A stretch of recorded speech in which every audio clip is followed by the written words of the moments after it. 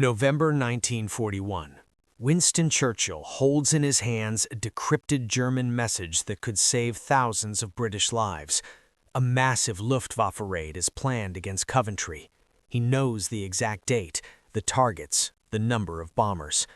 One order could evacuate the city, disperse the targets, position fighters perfectly to intercept the attack.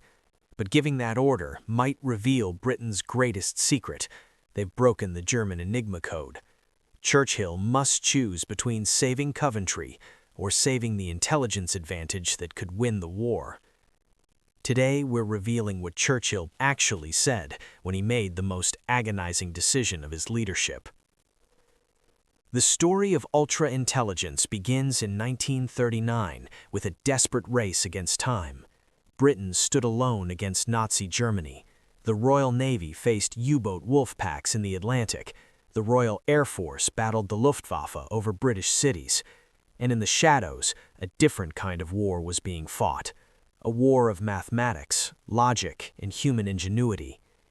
At Bletchley Park, a Victorian mansion 50 miles north of London, Britain assembled its most brilliant minds: mathematicians, linguists, chess champions, crossword puzzle experts, anyone who could think in patterns and solve impossible problems.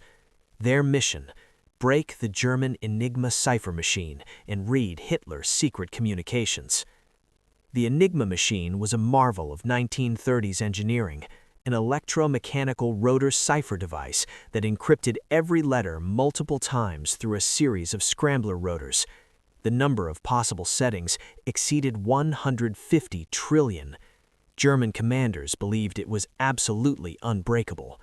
They transmitted their most sensitive military communications through Enigma networks with complete confidence. But they were wrong. In 1939, Polish cryptanalysts provided the British with critical insights into Enigma's design. At Bletchley Park, mathematician Alan Turing and his team built electromechanical computing machines called bombs that could test thousands of possible Enigma settings per hour. By mid-1940, British codebreakers were reading certain German communications with increasing regularity. The intelligence gained was codenamed Ultra, and it was the most closely guarded secret in Britain. Prime Minister Winston Churchill received Ultra summaries daily in a locked box that only he could open. The information revealed German battle plans, U-boat positions, Luftwaffe operations, and strategic intentions. It was an intelligence advantage of almost unimaginable value. But Ultra only worked if the Germans never suspected their codes were broken. That meant an ironclad security protocol. Every person who knew about Ultra was sworn to absolute secrecy. Information derived from Ultra could never be acted upon directly without creating a plausible cover story. Reconnaissance flights were flown over targets identified by Ultra to suggest the intelligence came from aerial observation. Fake agent reports were created to explain knowledge that actually came from decrypted messages. Most critically, there were situations where ultra-intelligence could not be used at all, no matter how valuable, because using it would risk exposing the source. This created an impossible ethical calculus. How many lives could be saved with ultra-intelligence before saving them revealed the secret and cost even more lives in the long run? By November 1940, Churchill and a tiny circle of senior advisors had been grappling with this moral dilemma for months. Ultra had provided advance warning of German operations multiple times. Sometimes the intelligence could be acted upon with proper cover. Sometimes it could not. Each decision weighed immediate human lives against long-term strategic advantage. Then came the intelligence about Coventry. November 12, 1940. At Bletchley Park's Hut 6, the section responsible for breaking German Army and Air Force Enigma keys, cryptanalysts working the overnight shift achieved a breakthrough. They had been struggling with a new German cipher key used by the Luftwaffe for operational planning. The code had changed days earlier, and the team had been working frantically to break it. At 3:17 a.m., according to the duty log, the breakthrough came. A German transmission was decrypted, then another, then flood of messages as the team applied the solved key settings to intercepts from the previous 48 hours. What they revealed sent shockwaves through the intelligence community. The messages outlined a major Luftwaffe operation, codenamed Moonlight Sonata. Over 400 bombers would attack a British industrial target. The date? November 14th, just 2 nights away. The target was identified by the German codename Korn, but cross-referencing with other intercepts quickly revealed the actual location: Coventry. Coventry was a critical industrial center in the English Midlands. Its factories produced aircraft engines, munitions, vehicles, and other war materials. The city's medieval center housed a magnificent Gothic cathedral, and nearly 250,000 civilians lived in Coventry's densely packed neighborhoods, many of them workers in the war industries. The decrypt was rushed to London by motorcycle courier. It reached the secret intelligence headquarters at Broadway Buildings before dawn. By 7 a.m. on November 12th, it was in a locked dispatch box on its way to 10 Downing Street. Winston Churchill received the ultra-summary with his morning briefing papers. According to his private secretary, John Colville, Churchill read the decrypt twice in silence, then set it down and stared out the window for several minutes without speaking. He understood immediately what the intelligence meant and what impossible choices it created. If Britain acted on the intelligence decisively, they could save Coventry, evacuate civilians, move critical war production equipment, position RAF fighter squadrons along the bomber routes, deploy concentrated anti-aircraft batteries, disrupt the raid before it caused catastrophic damage. Thousands of lives could be saved. But how would Britain explain having perfect knowledge of the raid? The Germans would demand answers. How did the British know the exact date, target, and force composition? If there was no plausible explanation, German intelligence would investigate. They would review their communications security, and they might discover that Enigma was compromised. If that happened, Germany would change their entire encryption system. Ultra-intelligence would vanish overnight. Every advantage gained from reading German communications would be lost. The Battle of the Atlantic, where U-boat positions revealed by Ultra were helping the Royal Navy protect convoys, would become infinitely more dangerous. Future German operations would be completely opaque. The intelligence edge that might win the war would be sacrificed to save one city.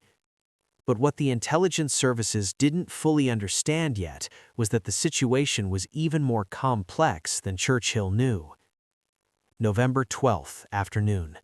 Churchill convened an emergency meeting at 10 Downing Street. Present were RAF Chief of Air Staff Sir Charles Portal, Home Secretary Herbert Morrison, Intelligence Chief Stuart Menzies, and Frederick Lindemann, Churchill's scientific advisor. The meeting was so secret that no official minutes were recorded. What we know comes from personal diaries and post-war accounts. Churchill presented the situation bluntly. "Gentlemen, we face a choice between protecting one city or protecting the intelligence source that may determine whether we win or lose this war. I require your counsel." Air Chief Marshal Portal spoke first. The RAF could position fighters along probable German approach routes, he said, based on weather conditions and normal tactical patterns. They could claim increased defensive measures were part of routine operational changes. Some response was possible without revealing Ultra. But Portal acknowledged the limitations. A normal defensive response might shoot down some bombers and reduce damage. A response based on perfect intelligence about timing, routes, and targets would be far more effective and far more suspicious. If we achieve an unusually high intercept rate, Portal said, German intelligence will investigate how we anticipated their operation so precisely. Herbert Morrison, responsible for civilian defense, argued passionately for evacuating Coventry. "We're discussing thousands of civilian lives, women, children, war workers whose only crime is living in an industrial city. If we have the power to save them and choose not to, how are we morally different from the enemy?" It was a devastating argument. Quietly, Churchill reportedly closed his eyes and said nothing for a long moment. Stuart Menzies, head of MI6 and the man responsible for Ultra security, presented the counter-argument with cold logic. Ultra intelligence had already won the Battle of Britain by revealing Luftwaffe's strength and targeting. It was providing crucial information about German naval operations. It would be essential in any future land campaign.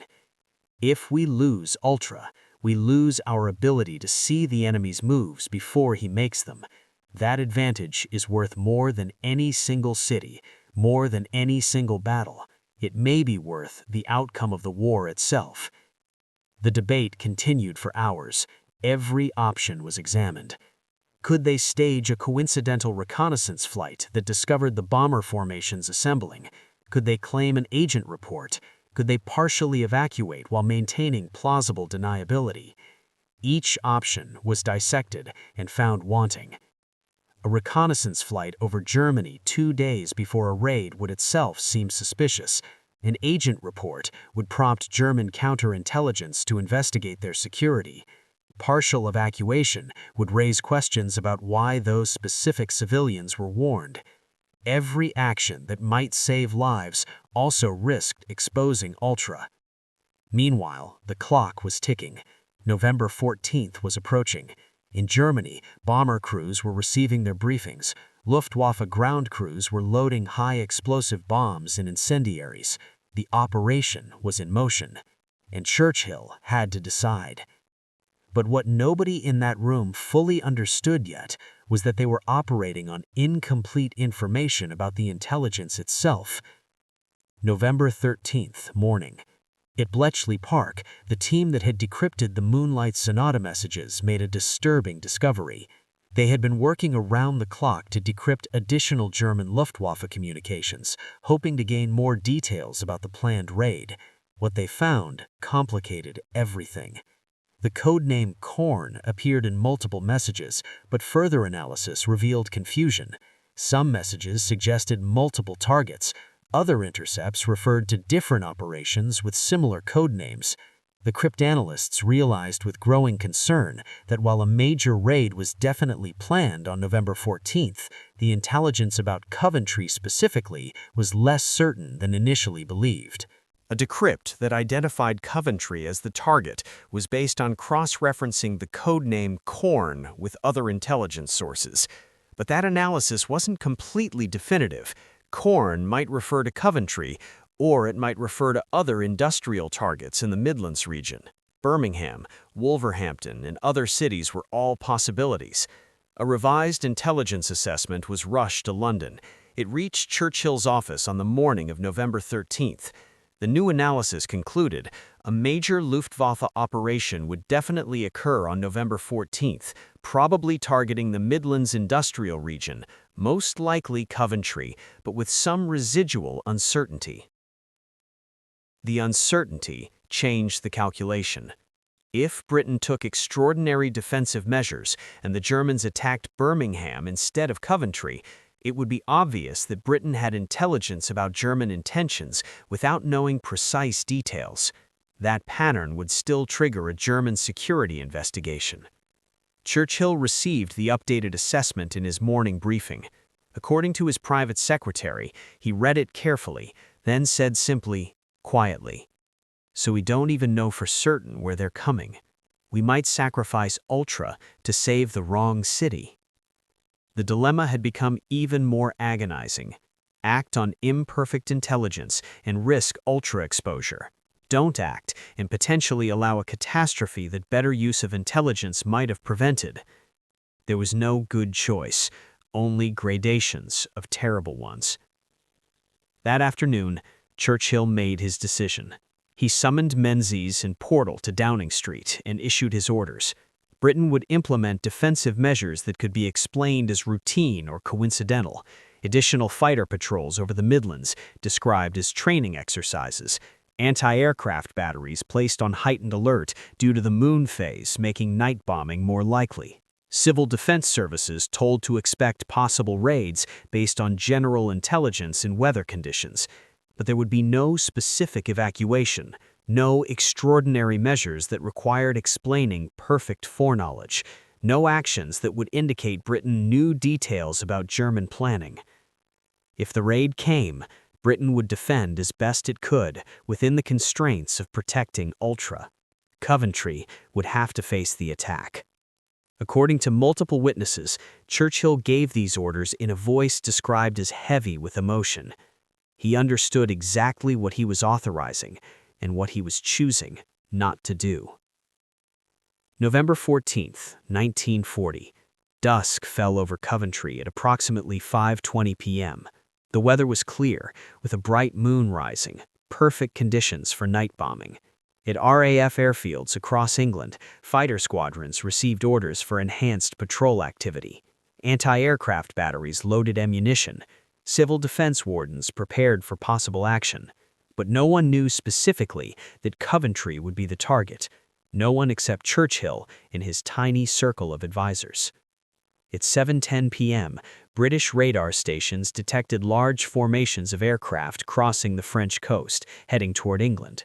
The initial vectors suggested a Midlands target, confirming the general Ultra intelligence. RAF fighters scrambled to intercept. At 7:20 p.m., German Pathfinder aircraft reached Coventry and began dropping incendiary markers to guide the main bomber force. The distinctive parachute flares lit the November sky. Air raid sirens wailed across the city. Civilians rushed for shelters. The attack had begun. For the next 11 hours, wave after wave of German bombers pounded Coventry. Heinkel HE-111s, Dornier DO-17s, and Junkers U-88s dropped high-explosive bombs and incendiaries on the densely packed city center. Fires spread through medieval timber-frame buildings. Water mains ruptured, hampering firefighting efforts. Entire neighborhoods burned. The city's anti-aircraft defenses fought back desperately. RAF night fighters prowled the skies, shooting down German bombers. But the defensive measures, limited by the need to maintain ultra security, were insufficient. Coventry had to face the attack. At 10 Downing Street, Churchill received updated reports throughout the night. Each message detailed growing devastation. According to witnesses, the Prime Minister sat in his office largely silent, occasionally walking to the window to look toward the east, where 100 miles away, Coventry burned. By dawn, on November 15th, the raid was over. The final toll was catastrophic. 568 civilians killed, hundreds more injured, over 4,000 homes destroyed, critical war production facilities damaged, the historic city heart reduced to rubble, the medieval cathedral a burned-out shell. Britain's newspapers called it the Coventry Blitz. The destruction was so complete that German propaganda coined a new word, Coventrieren, to coventrate, to utterly destroy a city by aerial bombing. The raid entered history as one of the most destructive single attacks of the war. But Ultra remained secure. German communications after the raid showed no suspicion that Britain had advanced knowledge. Luftwaffe commanders analyzed the raid's success based on achieving surprise, good weather, and effective Pathfinder marking. They never questioned whether their communications had been compromised. The full truth about Churchill's decision didn't emerge for decades. When Ultra was finally declassified in the 1970s, historians gained access to the original decrypts, the intelligence assessments, and contemporary documentation. What they discovered complicated the historical narrative in profound ways. Churchill's wartime memoirs, published in the 1940s and 50s, never mentioned Ultra. He maintained secrecy even in his own account of the war, but his private papers, sealed for decades, told a different story. In his personal diary, archived at Churchill College, Cambridge, and finally open to researchers, Churchill wrote an entry dated November 15, 1940, the morning after the Coventry raid. His handwriting, normally bold and decisive, was notably cramped and irregular. The entry read, "The reports from Coventry are worse than feared. 568 souls lost. the cathedral destroyed, the city center obliterated. I am told it was necessary to preserve the greater strategic advantage. I am told the intelligence source we protected will save tens of thousands of lives in battles to come. I am told I made the only decision consistent with winning this war. But I wonder if those who died last night, if their families, would find comfort in such strategic calculus. I wonder if I will. The entry continued, and witnesses who have read it report that the words became almost illegible toward the end. I held the power to warn them. I held information that might have saved hundreds of lives, and I chose the secret over the people. May God judge whether I chose correctly. I am not certain I have the moral authority to judge it myself. This war requires decisions no human should have to make. We justify them with strategic necessity, but the faces of those 568 will haunt me until I die. Churchill never spoke publicly about the Coventry decision in these terms. In public, he presented it as a tragic but unavoidable consequence of war. He visited Coventry 3 days after the raid, walking through the ruins, meeting survivors, promising that Britain would endure and ultimately triumph. The photographs from that visit show Churchill visibly moved, at times near tears, as he surveyed the destruction. Frederick Lindemann, Churchill's scientific advisor, who was present at the November 12th emergency meeting, wrote in his private papers, "I have never seen Churchill so torn by a decision. He understood the strategic logic absolutely, but understanding the logic did not make it easier to accept the human cost. He said to me afterward, 'We are fighting this war with mathematics and blood. Sometimes I fear we've forgotten which matters more.'" Years later, in 1965, Churchill's doctor, Lord Moran, published diaries that included this account. Churchill spoke about Coventry only once in my presence. It was years after the war. He had been drinking, which was unusual for him to excess. He said, "They tell me I saved the intelligence source that helped win the war. Perhaps that's true, but I wonder, in the balance of souls and secrets, whether God will credit me for my strategic wisdom or debit me for the lives I might have saved but chose not to." I had never seen him so vulnerable. Post-war historical analysis revealed additional context. The intelligence about Coventry, while suggestive, had not been as definitive as later accounts suggested. The uncertainty Churchill faced was even greater than commonly understood. He made the decision to limit defensive measures, not with perfect knowledge of the target, but with enough knowledge that extraordinary defensive measures would reveal an intelligence capability while not being certain enough that those measures would definitely protect the right city. German records captured after the war confirmed that ultra-security was maintained. Not once during the entire war did German High Command seriously investigate whether Enigma was compromised. Churchill's decision to sacrifice Coventry to protect the secret succeeded in its primary objective. The intelligence advantage was preserved. And that advantage, historians now agree, shortened the war by years and saved hundreds of thousands of lives. But whether that justifies the decision remains one of the most ethically complex questions in military history. The Coventry raid established a precedent for how ultra-intelligence would be handled throughout the war. A formal protocol was developed. Ultra could only be acted upon if there was a plausible alternative explanation for the intelligence, or if the strategic value of the action justified risking exposure. The protocol meant that throughout the war, there were situations where Allied commanders possessed life-saving intelligence they could not fully use. U-boat positions that couldn't be attacked because doing so would reveal the source. German troop movements that couldn't be exploited without exposing the intelligence network. Operations where men died because using the intelligence to save them might compromise the larger secret. Churchill personally reviewed ultra-summaries every day of the war. He made decisions constantly about what intelligence could be used and what had to remain secret. Each decision weighed lives against strategy. immediate against long-term, the seen against the unseen. After the war, Coventry rebuilt. The cathedral ruins were preserved as a memorial. A new cathedral was constructed adjacent to the destroyed one, a symbol of renewal. The city erected a memorial to those who died in the raid, and for decades the city believed the attack had been a tragedy of war, terrible but random. When the ultra-secret was revealed in the 1970s, many in Coventry felt betrayed. If Churchill knew about the raid, why didn't he save them? The controversy raged for years. Historians, ethicists, and survivors debated whether Churchill's decision was justified. Some argued it was the hardest but correct choice.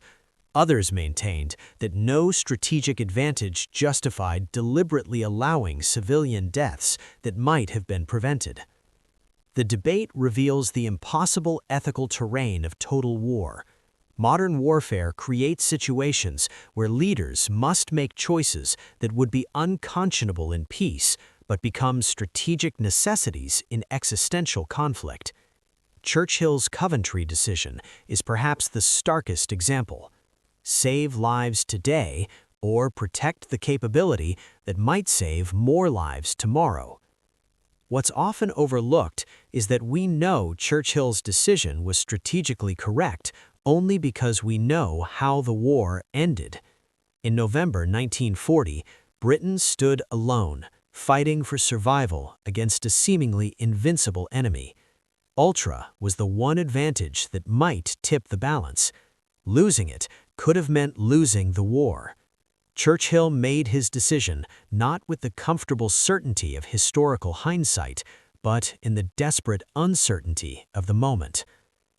The memorial at Coventry Cathedral includes an inscription, "Father, forgive." It doesn't specify who needs forgiving or for what. Perhaps that ambiguity is appropriate. The raid itself was a war crime by any modern standard, deliberate targeting of civilians. But the decision not to prevent it, if indeed such prevention was possible, raises equally profound questions about responsibility, choice, and the morality of secrets. Churchill himself never resolved the ethical dilemma.